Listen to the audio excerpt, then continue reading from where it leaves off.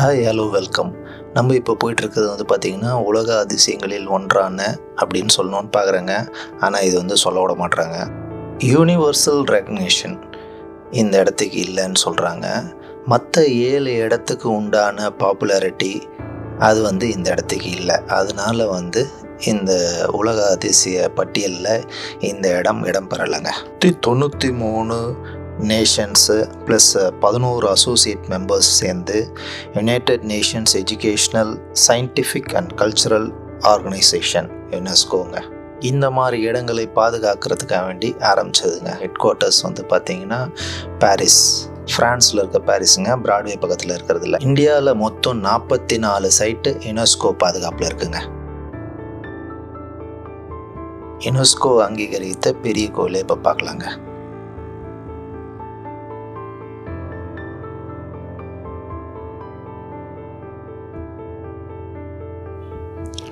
பிரகதீஸ்வர கோயில், பெருவுடையார் கோயில், தஞ்சை பெரிய கோயில், இப்படி பலவிதமாக கூப்பிடுறாங்க. காவேரி நதி பக்கத்தில் தஞ்சாவூரில் 1003 1010 ராஜராஜ சோழனால் இந்த கோயில் கட்டப்பட்டதுங்க.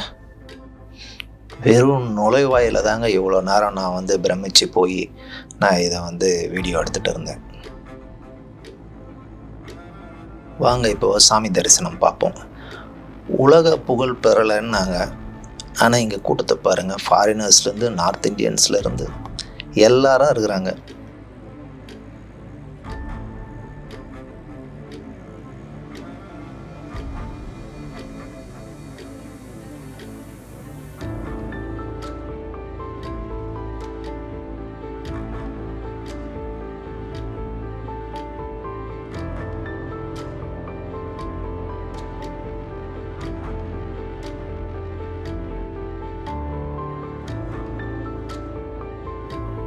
ஓம் நம சிவாய.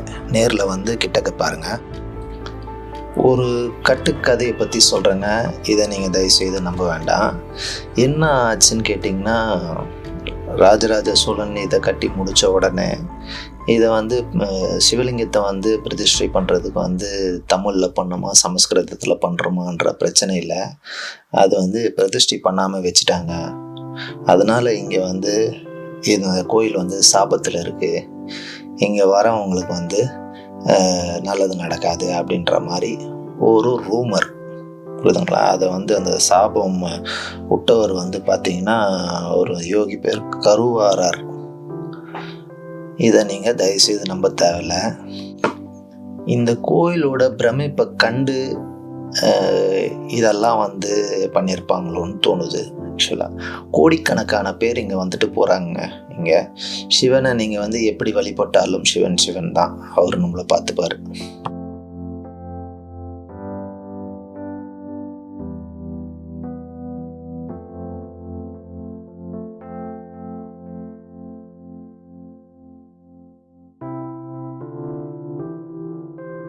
நந்தி பகவானை பார்த்துக்கிட்டே இருக்கலாம் போல இருக்குங்க. அவ்வளோ பியூட்டிஃபுல்லாக இருப்பார்.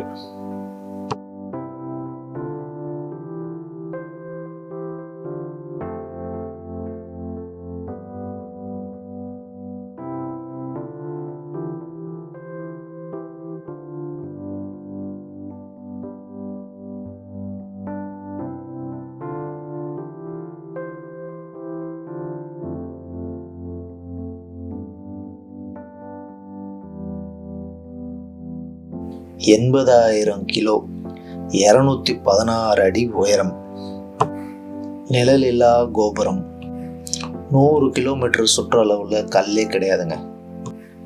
இன்ஜினியரிங் டிகிரி இல்லை, ஜேசிபி இல்லை, கிரேன் இல்லை, சிமெண்ட்டும் யூஸ் பண்ணல, சுண்ணாம்பும் யூஸ் பண்ணல. கல் ஒன்றோட ஒன்று இன்டர்லாக்கிங் மெத்தடுன்னு சொல்லுவாங்க. அதை போட்டு லாக் பண்ணுற மாதிரி இதை வச்சு இதை படைச்சிருக்காங்க அப்படின்னா, இதை உருவாக்கி இருக்கிறாங்கன்னா, இதை விட பெரிய அதிசயம் வேற என்ன இருக்க முடியும்?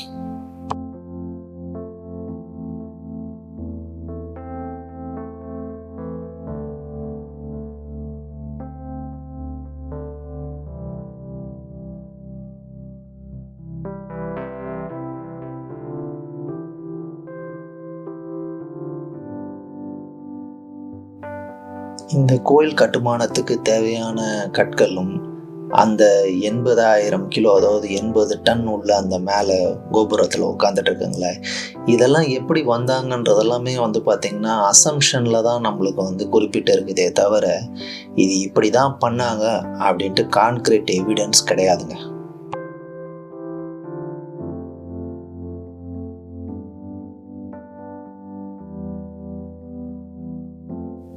இந்த கோயிலோட சிறப்புகளை நான் சின்ன வயசுலேருந்தே கேள்விப்பட்டுட்ருக்கேங்க, பார்த்துட்ருக்கோம் நம்ம. ஆனால் இதுதான் ஃபஸ்ட் டைம் நான் நேரில் பார்க்குறேன். இது சொல்ல முடியாதுங்க, வார்த்தையால் சொல்ல முடியாது. இது நேரில் பார்க்குற ஒரு சந்தோஷமும் ஒரு திருப்தியும் இது வார்த்தைகளால் சொல்லவே முடியாது.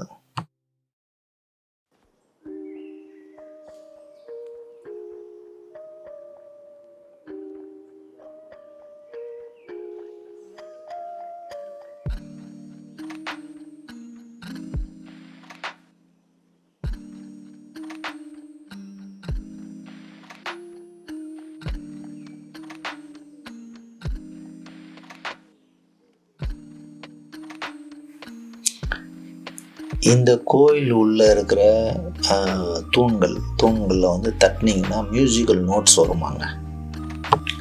இந்த கோயிலுக்கு சம்மந்தப்பட்ட பெயிண்டிங்ஸு, கல்வெட்டுகள்லாம் பார்த்திங்கன்னா இன்னமும் உட்காந்து ஆராய்ச்சி தான் பண்ணிகிட்ருக்காங்க. தெளிவான பதிலோ தெளிவான விளக்கமோ அவங்களாலேயே தர முடியல.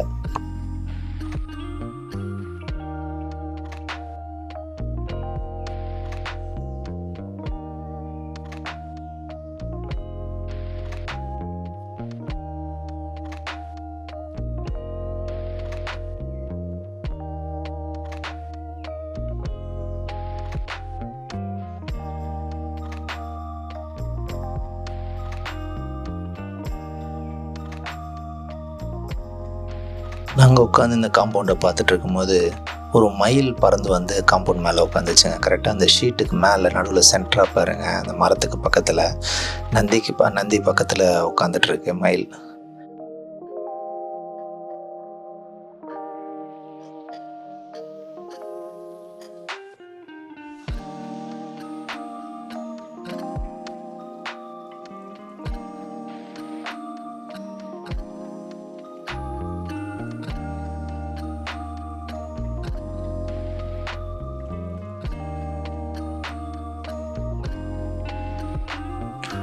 ஒரு பக்கம் வியப்பாக இருந்தாலும் அந்த டைமில் ஒரு இன்ஜினியரிங், ஒரு கால்குலேஷன் இதெல்லாம் எப்படி பண்ணியிருப்பாங்க அப்படின்னு நம்ம வியந்தாலும், இது பார்த்திங்கன்னா 11ஆம் நூற்றாண்டில் கட்டப்பட்ட ஒரு கோயிலுங்க. நம்ம பார்த்திங்கன்னா 5ஆம் நூற்றாண்டுலேயே பார்த்திங்கன்னா பிரம்மகுப்தா 0 கண்டுபிடிச்சார். ஆரியபட்டா அதை யூஸ் பண்ணார். ஸோ இந்த கால்குலேஷன், இந்த மேத்தமேட்டிக்ஸ்லாம் பார்த்திங்கன்னா நம்ம 5ஆம் நூற்றாண்டுலேயே நம்ம பூமி தன்னைத்தானே சுற்றுது, இந்த மாதிரி கால்குலேஷன்ஸ்லாம் ஆரியபட்டா பண்ணியிருக்காரு.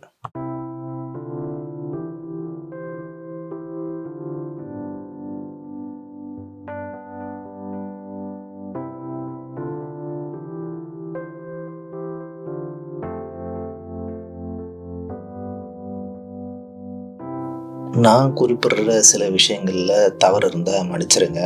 நான் சில விஷயங்களெல்லாம் ரெஃபர் பண்ணி தான் நான் சொல்கிறேன்.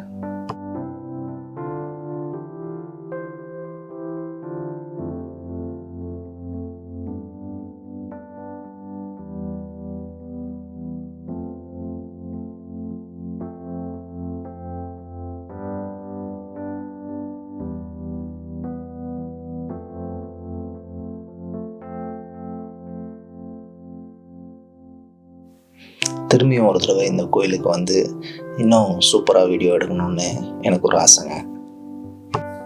இந்த கோயிலை போலவே இந்த வீடியோவையும் உங்களுக்கு பிடிச்சிருக்கோன்னு நான் நம்புகிறேங்க.